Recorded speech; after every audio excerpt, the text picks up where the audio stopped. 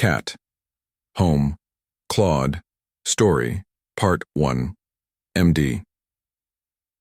Zara woke up to strange noises coming from the kitchen of her small apartment she rented near the university campus she attended as a sophomore student. The noises were unlike anything she had heard before. Not quite human, and definitely not from any pet or animal she was familiar with. Slowly, she got out of bed and grabbed her baseball bat that she kept near her nightstand for protection as she approached the kitchen. The sounds grew louder there, were clicks and soft humming sounds almost like someone was trying to speak. But through some kind of electronic device, Zara took a deep breath and turned on the kitchen lights. She gasped at the sight before her. A tall, slender being with pale blue skin stood by her refrigerator. The being had large, almond-shaped eyes that seemed to glow slightly in the artificial light it wore. What looked like a silver bodysuit that shimmered when it moved. Most shocking of all, its skin seemed to change colors, slightly pulsing between shades of blue and purple. The creature raised its six-fingered hands in what Zara recognized as a universal gesture of peace. "I'm sorry to frighten you," it said, the voice sounding feminine but with an otherworldly echo. "I'm Lisa from the planet Minara. I am part of the first cultural exchange program between our world." Zara lowered her bat but didn't put it down. "Yet how did you get into my apartment?" she asked, her voice shakier than she'd like. Lisa pointed to a small device on her wrist. "The Earth authorities provided temporary accommodation codes, but there seems to have been an error in my assignment. I was meant to be placed with a host family who volunteered for the exchange program." Zara remembered seeing something about an alien exchange program on the news, but she certainly hadn't signed up for it. Just her luck to be caught in some bureaucratic mix-up involving literal aliens. She sighed and finally put down the bat. "Look, it's the middle of the night," she said. "Let's figure this out in the morning. You can sleep on the couch for tonight." Lisa tilted her head in what seemed like confusion, but nodded, her skin shifting to a calmer shade of blue. Zara barely slept that night.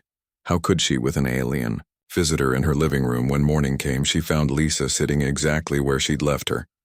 Apparently Minarans didn't need to sleep like humans did. After an awkward breakfast where Lisa examined each food item with scientific curiosity before trying it, Zara called the number on the pamphlet Lisa had brought with her.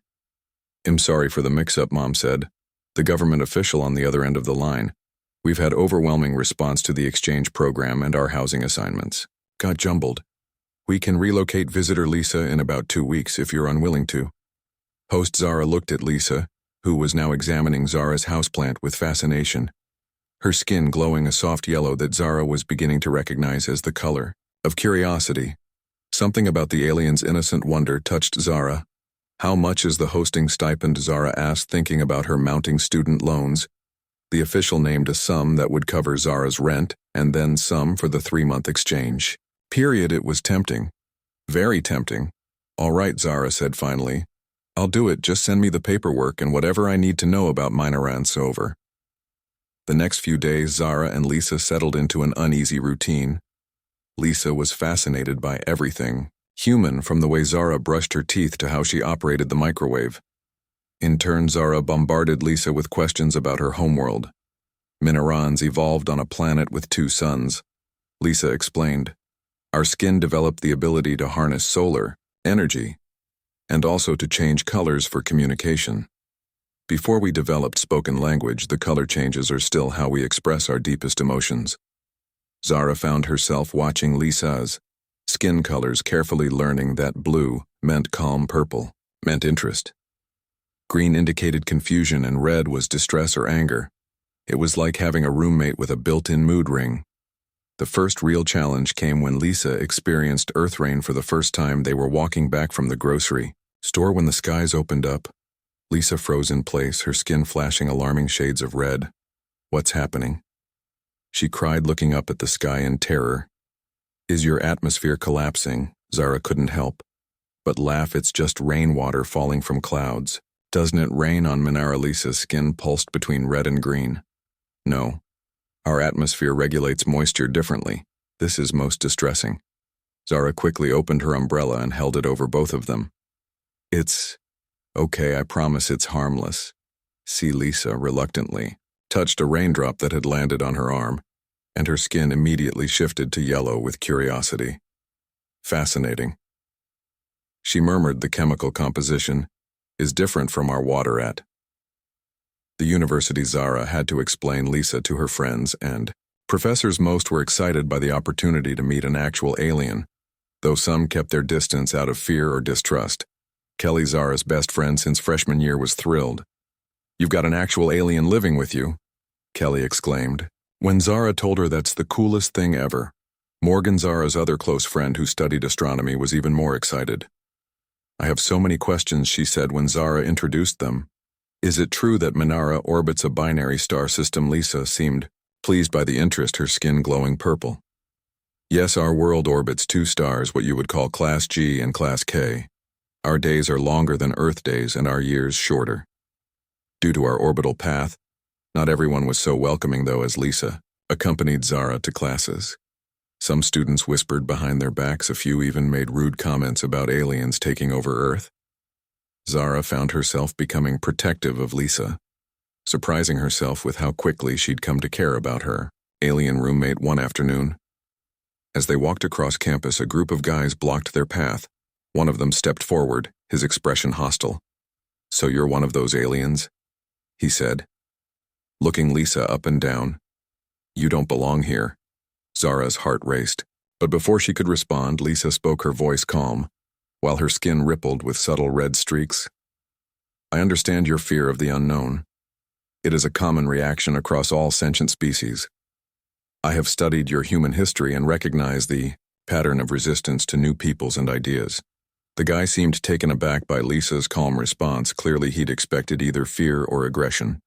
Not a philosophical observation, Zara took the opportunity to grab Lisa's arm and steer her around the group. "That was impressive," Zara said when they were safely away. "You handled that really well."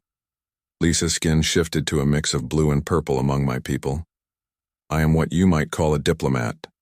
I am trained to understand other cultures and find common ground even with those who fear us. It is why I was selected for this program." Zara realized there was much more to her alien roommate than she had first thought. Lisa wasn't just a visitor. She was a trained representative of her entire species. The weight of that responsibility must be enormous. That night, as they sat in their apartment living room, Zara found herself opening up to Lisa about her own life, her struggles with college, her dreams of becoming a doctor, her worries about student debt. Lisa listened attentively, her skin a calm, interested purple.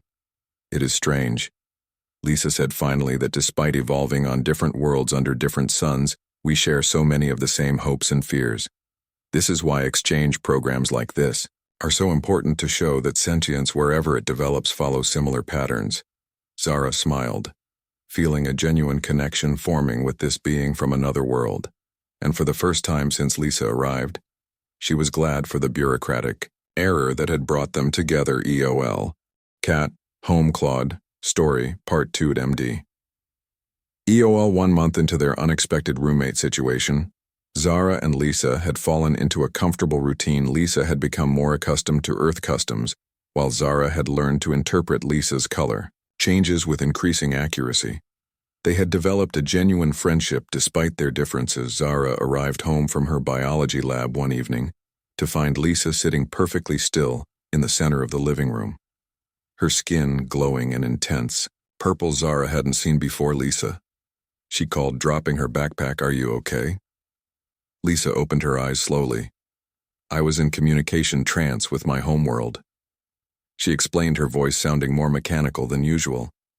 "I have received troubling news." Zara sat down across from her. "What happened?" Lisa's skin rippled with streaks of red. "There has been an incident between our species and yours. A human trade delegation visited the Minaran outpost in your solar system's asteroid belt. There was a misunderstanding and weapons were drawn." Zara's stomach tightened. "Was anyone hurt?" "Fortunately, no," Lisa said. "But relations between our worlds are now strained. The cultural exchange program is being reevaluated. Some want it terminated immediately." Zara felt a surprising pang of sadness at the thought of Lisa leaving so soon. "Would you have to go back?" Lisa nodded, her skin now a muted blue with purple edges. "I would be recalled with the other exchange participants." But her skin brightened slightly. I have requested special dispensation to remain as I believe our living arrangement provides valuable data on successful human-Minoran cohabitation. My superiors are considering it. Over the next few days, Zara noticed Lisa spending more time in communication trance and monitoring. Earth news channels' tension between humans and Minorans became the main story. Everywhere, reporters speculated about the incident, questioning whether Earth was ready for alien contact. The university, the atmosphere, changed too. People who had been friendly to Lisa now kept their distance. A few professors even suggested she stop attending classes until things settled down. I don't understand, Zara fumed as they walked home after a particularly difficult day. You haven't done anything wrong, Lisa, skin shifting between calm blue and frustrated red, explained. It is a common sociological pattern when groups experience conflict. Individuals are often held responsible for actions of their entire species. It happened on Minara 2 when we first contacted the Duraxians. Despite the growing tension, Zara remained steadfastly loyal to Lisa, even when her friends questioned her. Kelly, especially, had become wary. Did you see the news? She texted Zara one night. They say, the Minorans have technology that can control human minds. How do you know your roommate isn't influencing you? Zara rolled her eyes at the message. Lisa, who was reading a human novel nearby, looked up, sensing Zara's frustration. Are you well? She asked, her skin pulsing with concerned green. Just people being stupid, Zara replied. Don't worry about it. But Lisa persisted, her diplomatic training making her sensitive to unspoken tensions. Your friend Kelly fears me now, doesn't? Zara sighed. Yes, there's a lot of paranoia going around. Lisa set down her book, her skin now a thoughtful purple. Humans and Minorans are not so different in how they respond to fear of the unknown, with suspicion and retreat. She paused. May I ask a favor? Of course. Zara said, would you accompany me to meet with Kelly? I believe direct interaction might help alleviate her concerns. It is a diplomatic technique we use often on my world. Zara was surprised but agreed. They invited Kelly for coffee the next day at a quiet cafe near campus. The first few minutes were awkward, with Kelly barely looking at Lisa, her responses clipped and short. I understand your concerns, Lisa said finally, her skin a calm, reassuring blue. I would feel the same if our positions were reversed. Kelly looked up, startled. You would? Lisa nodded, the color ripples on her skin slow and steady. It is natural to protect those we care about from perceived threats. She reached into her pocket and pulled out a small disc. This is a Minoran truth crystal. They are used in our diplomatic corps. It glows when the holder speaks truth and dims with falsehood. She placed it on the table between them. I swear on this crystal that I mean no harm to Zara, to you, or to any human. I am here to learn and to help. Our worlds understand each other better. The crystal glowed with a steady light as she spoke. Kelly stared at it, then at Lisa. Finally, her shoulders relaxed a little. That actually does make me feel better, she admitted. Is it really alien technology? Lisa, skin flickered with amusement. It is actually a simple bioluminescent organism from my world that responds to vocal vibrations, but it serves its purpose in establishing trust. By the end of the coffee meeting, Kelly was asking Lisa questions about Minoran culture with genuine interest. The tension between them noticeably decreased on their walk home. Zara bumped Lisa's shoulder playfully. That was clever with the truth. Lisa's skin rippled with shades of purple and gold. What humans call a white lie sometimes serves a greater truth. The crystal is indeed from my world, but its properties are not quite as I described. Still, it opened a path to genuine communication. Zara laughed. You know, you're pretty good at understanding humans. Perhaps because there is much that connects us, Lisa replied, despite our obvious differences. Their moment of connection was interrupted by Zara's phone ringing. It was Morgan, sounding panicked. Zara, you need to turn on the news right now. Zara and Lisa rushed back to their apartment and turned on the television. The news showed footage of protests outside government buildings, people holding signs with slogans like Earth for humans and aliens go home. The president has ordered a temporary suspension of the cultural exchange program, announced the news anchor. All Minoran visitors are being asked to report to designated processing centers. Lisa's skin went pale, almost white, a color Zara had never seen before. Her translation device made a strange, crackling sound as she spoke. This is escalating faster than anticipated. Zara turned to her. This processing center, it doesn't sound good. Lisa's skin now showed streaks of red against the white. I have received instructions from my government. We are to comply with human authorities. But she hesitated. They are sending retrieval ships for Zara. Felt cold dread.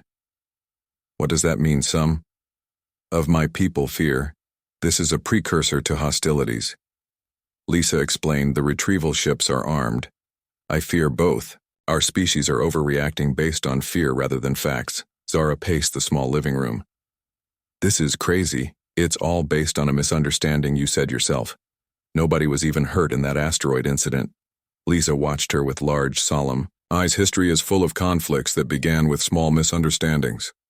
Suddenly, Zara stopped pacing. What if we could show people that humans and Minerons can get along? That there's nothing to fear? Lisa tilted her head. How would we do that? We document our roommate experience, Zara said. Growing excited, we show how we've lived together successfully. We get other exchange participants to share their positive experiences too. Social media interviews, whatever it takes to show the human face and the Minoran face of cooperation. Lisa's skin began to glow with purple interest. It would be a small counterbalance to the fear narrative. They worked through the night setting up social media accounts and reaching out to other exchange participants, and their hosts, many were eager to help share their stories of friendship and mutual understanding. By morning, their hastily created humans and Minerans together. Paige had thousands of followers. Zara skipped her classes to accompany Lisa to a local news station that agreed to interview them. The reporter seemed skeptical at first, but Lisa's calm, diplomatic answers and the obvious friendship between the two roommates made for compelling television, while government officials debate interspecies relations, Zara said, looking directly into the camera. Lisa and I are just roommates who enjoy watching movies together, trying new foods and learning about each other's cultures. There's nothing scary about that. After the interview aired, their social media following exploded. Other news stations picked up the story. Soon, exchanges participants across the country were sharing their positive experiences, counteracting the fear with stories of friendship and cooperation. EOL. Cat. Home. Claude. Story. Part 3.md. EOL, the Humans and Minerans Together movement, gained momentum over the next week. Their social media accounts flooded with positive stories from exchange participants around the world. Zara and Lisa became the unexpected faces of the movement, appearing on major news programs and speaking at community events. Government officials took notice too. A representative from the State Department contacted Zara, requesting a meeting with her and Lisa at a local government office. This could be our chance to really make a difference, Lisa said as they prepared for the meeting. Her skin glowing with hopeful purple and gold. Zara wasn't so sure. I'm just worried they might be setting you up. She admitted they're requiring us to come alone. No press, no recording devices. Lisa's colors shifted to a thoughtful blue. I understand your concern, but diplomacy often begins with private conversations before public statements. My training prepared me for such situations. The government building was imposing gray concrete with security checkpoints at every entrance. Zara and Lisa were escorted to a conference room where 3 serious-looking officials waited for them. Thank you for coming, said the woman who introduced herself as Director Chen from the Bureau of Extraterrestrial Affairs. We're impressed with your grassroots campaign. Lisa inclined her head, her skin a diplomatic blue. I believe it demonstrates the potential for peaceful cooperation between our species. Director Chen nodded, but her expression remained stern. The President has authorized me to share some classified information with you, both information that explains the government's current cautious stances. He slid a tablet across the table.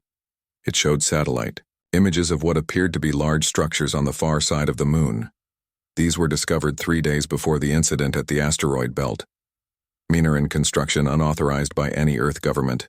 Lisa's skin flickered with surprise, then settled into concerned green. I was not informed of these structures. Exactly, Chen said, which raises questions about transparency. If the cultural exchange program is truly about building trust, why keep such major developments secret? Zara looked at Lisa, whose skin had darkened with distress. Is this true? she asked. Do you know anything about this? I do not. Lisa replied, her voice steady as her skin began to clear, returning to its normal blue. I would request permission to communicate with my superiors about this, and nodded. One of the officials provided a secure communication device. Lisa placed her hands on it, closing her eyes as her skin began to pulse with intense colors Zara had never seen before. After several minutes she opened her eyes. I have an explanation. She said the structures are environmental monitoring stations designed to study Earth's magnetic field and atmosphere. They were placed on the moon rather than Earth to minimize cultural contamination. The decision not to disclose them was made by our science ministry, not our diplomatic corps. It was an error in judgment, but not a military action. Chin studied Lisa carefully. We have only your word for that. Lisa's skin rippled with determination. Then perhaps a demonstration is in order with your permission. I can arrange a tour of these facilities for Earth scientists. They will confirm the non-military nature of the equipment. Chin looked surprised at the offer. I will need to consult with my superiors on that proposal. When they left the meeting, Zara was thoughtful. You really didn't know about those moon bases. Lisa's skin showed bands of frustrated red among calm blue. I did not. The science ministry often operates independently from diplomatic channels. It is a flaw in our governance system, not unlike some of your Earth bureaucracies. Zara laughed, despite the tension, that's for sure.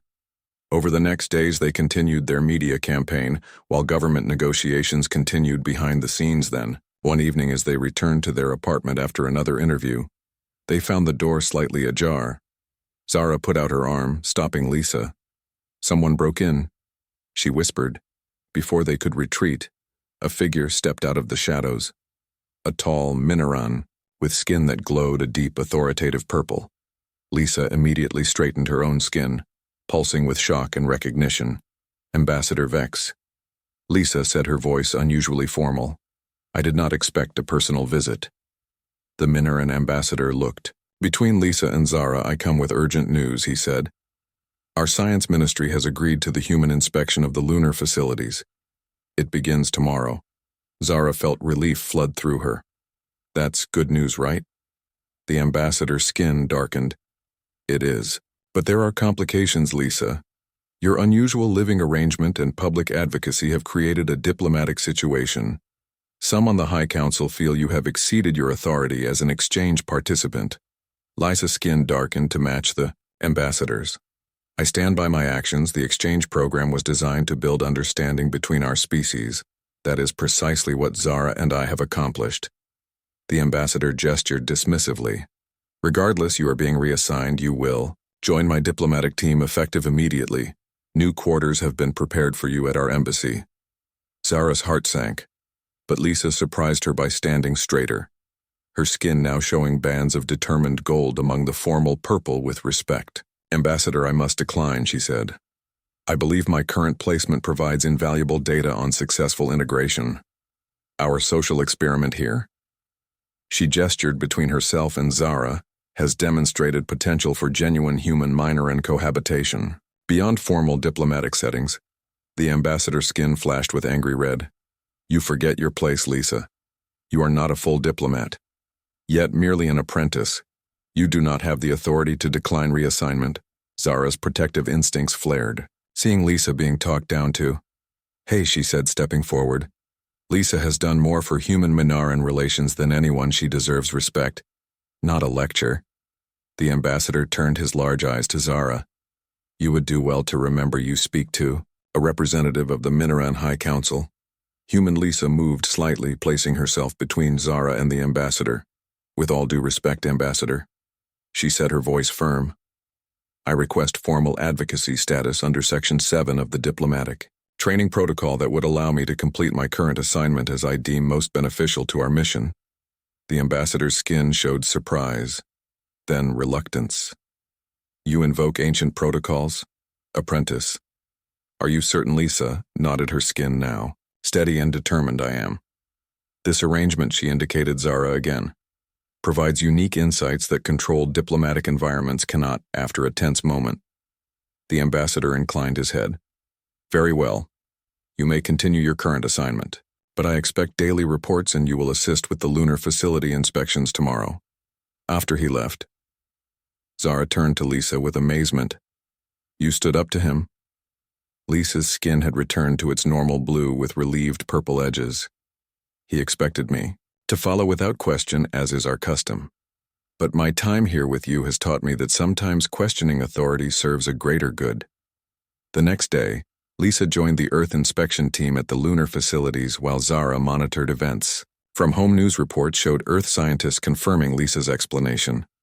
The structures were indeed environmental monitoring stations with no military capabilities. When Lisa returned, she was glowing with triumphant gold Minaran scientists, and Earth scientists are now collaborating, she explained, sharing data and methodologies. "The incident has unexpectedly accelerated scientific cooperation between our worlds." Zara hugged her impulsively, causing Lisa's skin to flicker with surprise. Then, "Warm acceptance Minarans were not usually physically demonstrative. I'm so proud of you, Lisa. You changed everything." Lisa returned the hug awkwardly. "I had a good teacher in human stubbornness." Their celebratory mood was interrupted by a news alert. On Zara's phone, government officials announce expanded cultural exchange program.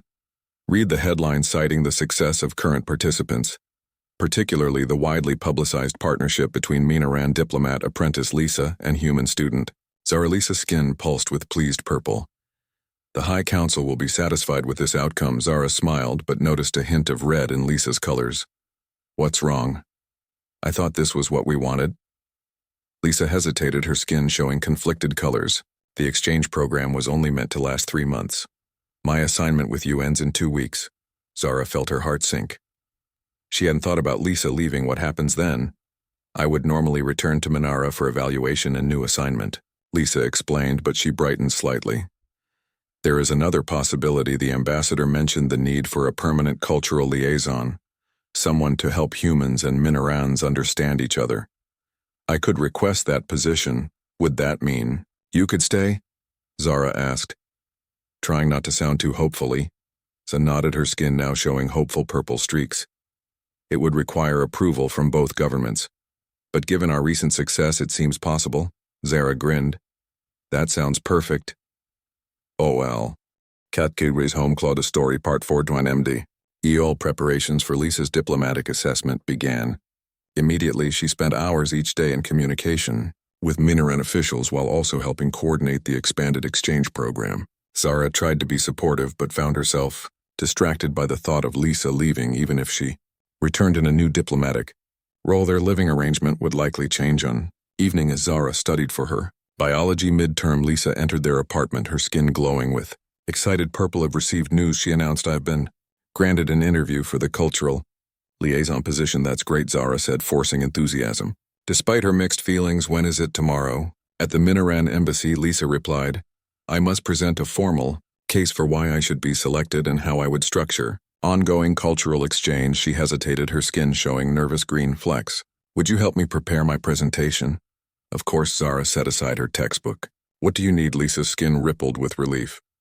"I need to demonstrate practical understanding of human culture beyond theoretical knowledge. They will test me on nuances of human behavior and expectations." They worked late into the night, with Zara posing challenging questions about human customs, emotions, and social norms. Lisa absorbed everything, her skin cycling through colors as she processed the information. "You know humans better than you think," Zara assured her as they finally prepared for bed. "You live with one, remember?" Lisa skin showed grateful blue. "Yes, and not just any human, but one who sees beyond my alienness to who I am. That has been the greatest gift of this exchange." The next morning, Zara walked Lisa to the embassy, a temporary structure that had been established in the diplomatic quarter of the city. Minaran guards with skin and formal purple uniforms stood at the entrance, their posture rigid. "This is where I must leave you," Lisa said, her skin showing a mix of formal purple and affectionate gold. "The assessment will take several hours."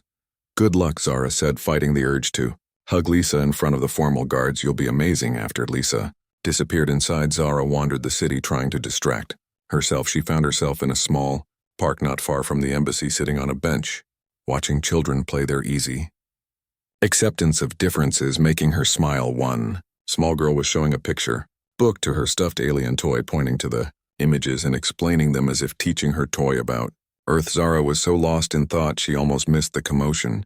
People were pointing at the sky where a bright light had appeared, growing larger by the second. It wasn't a plane or helicopter, but something else entirely. A ship descending rapidly toward the city center. Toward the embassy district. Zara's phone buzzed. With an emergency alert, unknown spacecraft. Detected possible Minoran vessel, citizens advised to seek shelter immediately. Heart pounding, Zara ran toward the embassy instead of away from it. Lisa was there. She had to make sure she was safe. Streets were clearing as sirens began to wail. But Zara kept running, the ship now clearly visible above the embassy district. It was larger than she expected, with an iridescent hull that reminded her of Lisa's skin. She arrived at the embassy perimeter, just as the ship settled in the empty plaza before it, smaller than she had feared but still imposing security. Forces had created a barrier keeping citizens back, but Zara pushed her way to the front. The ship's hull shimmered, then a section dissolved, revealing an opening. 3 Minarans emerged, their skin a formal deep purple with gold markings. Zara's eyes widened as she recognized the center figure from news reports, the Minaran High Chancellor, the equivalent of a president or prime minister. Embassy staff rushed out to greet the visitors, Lisa among them, her skin showing shocked yellow and formal purple at the sight of such an important delegation. Zara caught her eye from behind the barricade, and Lisa looked equally surprised to see her thereafter. Formal greetings. The High Chancellor raised her hands, addressing the growing crowd of humans and Minaran citizens of Earth. I come in peace to formalize relations between our worlds and to honor those who have built bridges between our species. Her eyes swept the crowd, then settled on Lisa. Apprentice Lisa stepped forward. Lisa approached, her skin now a respectful purple with nervous green flecks. Your work with the human Zara has demonstrated the true potential of cooperation between our kinds, the Chancellor said, her voice amplified for all to hear. Where is this human? Security forces looked confused, but Lisa turned directly to where Zara stood. She is their Chancellor. Behind the barricade, the Chancellor gestured and security parted, allowing Zara to approach, feeling self-conscious in her casual clothes among the formal diplomatic gathering. The High Chancellor studied Zara, her skin shifting through thoughtful colors. I have reviewed the reports of your joint efforts to maintain peace between our species. When others pushed for separation, you advocated for understanding. Zara swallowed nervously. I just did what seemed right. Lisa's my friend. The Chancellor's skin showed approving gold. That simple truth is more powerful than any diplomatic protocol. Turning to address the crowd again, she continued, I have come to announce the establishment of a permanent Minaran embassy on Earth and a human embassy on Minara. We begin a new chapter of cooperation and exchange. Cheers erupted from the crowd. The Chancellor raised her hands for silence, but there is more. I am also here to announce the appointment of a joint cultural liaison team to guide our future interactions. She gestured to Lisa and Zara. Both of you, if you accept. Lisa's skin lit up with joyful gold, but she maintained her formal posture. I accept this honor with gratitude, Chancellor. All eyes turned to Zara, who stood stunned. Me, but I'm just a student. I'm not a diplomat. The Chancellor's skin showed amused purple. You have already demonstrated diplomatic skills beyond many professionals. Your unique perspective as an ordinary human is precisely what we need, not just formal representatives, but individuals who can bridge everyday life between our worlds. Zara looked at Lisa, who nodded encouragingly, her skin glowing with hopeful blue and purple. Then I accept too, Zara said, still not quite believing what was happening. The announcement made headlines across the world. Human student and Minaran exchange visitor appointed as joint cultural liaisons, an unprecedented move. Newspapers ran photos of Zara and Lisa standing beside the Minaran High Chancellor. Commentators debated the significance of appointing a non-diplomat to such an important role. Back in their apartment that night, Zara and Lisa tried to process everything that had happened. So you won't be leaving, Zara said finally. Lisa skin glowed with happy blue and gold. No, I will remain here. We will work together to build understanding between our peoples. But what about my classes? Zara asked, suddenly practical again. The Chancellor has arranged for you to continue your education, Lisa explained. Your new position is part-time, allowing you to complete your studies while also serving as liaison. Your perspective as a student is valuable to our mission. Zara shook her head in disbelief. Yesterday I was worried about my biology. Midterm today I'm a diplomatic representative to an alien species. Lisa's skin rippled with amusement. Life contains unexpected paths, does it? Not. Zara laughed. That's an understatement. There is one more thing, Lisa said, her skin shifting to a more serious blue. The Chancellor has approved funding for a larger apartment, one with office space. For our work, would you still wish to be roommate? Zara smiled, feeling a weight lift from her shoulders. I wouldn't have it any other way. Next day, they began their new roles, meeting with both human and Minoran officials to discuss expanded exchange programs. Lisa handled the formal, diplomatic protocols while Zara focused on practical, cultural aspects, suggesting student exchanges, sports, competitions, and arts collaborations. In the following weeks, they moved to a larger apartment not far from their original one, setting up a small office for their liaison work while maintaining the comfortable living space they had grown used to sharing on an evening. As they sat in their new living room reviewing proposals, Lisa looked up from her tablet, her skin showing thoughtful blue. Do you ever wonder about the coincidence that brought us together? What do you mean? Zara asked. Lisa set down her tablet. According to probability calculations, the error that assigned me to your apartment instead of my intended host family was statistically unlikely, yet without that error we would not be here now. Our worlds might still be suspicious of each other. Zara considered. This, you think it wasn't an error? Lisa's skin showed bands of mysterious purple, perhaps not entirely in Minoran philosophy.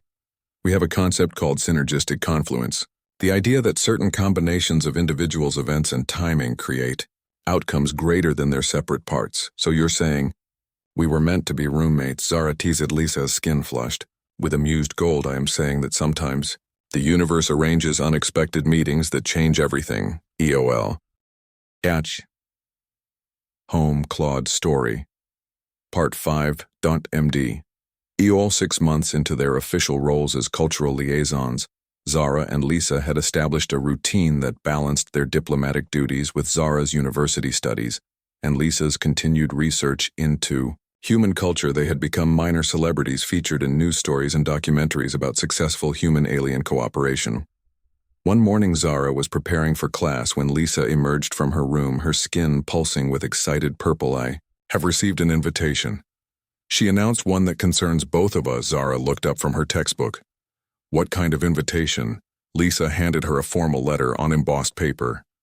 The Minoran High Council requests our presence on Minara for the seasonal alignment ceremony. It is a great honor, one rarely extended to non-Minarans. Zara read the letter with growing excitement. You're saying I would get to visit your homeworld? Lisa's skin glowed golden with pleasure. Yes. The High Chancellor believes your perspective as a human visitor to Minara would be valuable for future diplomatic relations. The journey would take approximately 3 weeks, 2 in transit and 1 on my world. Zara's mind raced. She had never imagined actually visiting another planet, but practical concerns quickly surfaced. What about my classes? I can't miss 3 weeks. Lisa had anticipated this. The university dean has already been consulted. She explained, your professors have agreed to provide remote assignments and the journey can be scheduled during your break between semesters to minimize disruption. It seemed Lisa's diplomatic skills had accounted for everything. Still, Zara hesitated. Is it even safe for humans on your planet? Lisa's skin showed reassuring blue. Our atmosphere is compatible with human physiology, though slightly higher in oxygen, which may make you feel more energetic. Our gravity is 90% of Earth's, so you will feel somewhat lighter. Our medical experts have confirmed you would require no special accommodations beyond occasional supplements to account for different mineral concentrations. Wow. You really planned this out, Zara said, impressed. Lisa's skin rippled with amusement. When one has a stubborn human roommate, one learns to anticipate objections. Preparations for the journey began immediately. Zara needed special clearance from both governments, vaccinations, and diplomatic training. She found herself in crash courses on Minoran customs protocol and language, while still trying to keep up with her university work. The night before their departure, Zara could barely sleep, excited and nervous in equal measure. She would be the 7th human to ever visit Minara, and the first non-diplomat. They would travel on a Minaran vessel, using technology that allowed faster-than-light travel, something Earth scientists were still struggling to understand. Lisa found her sitting on their balcony, staring at the stars early the next morning, unable to sleep any longer.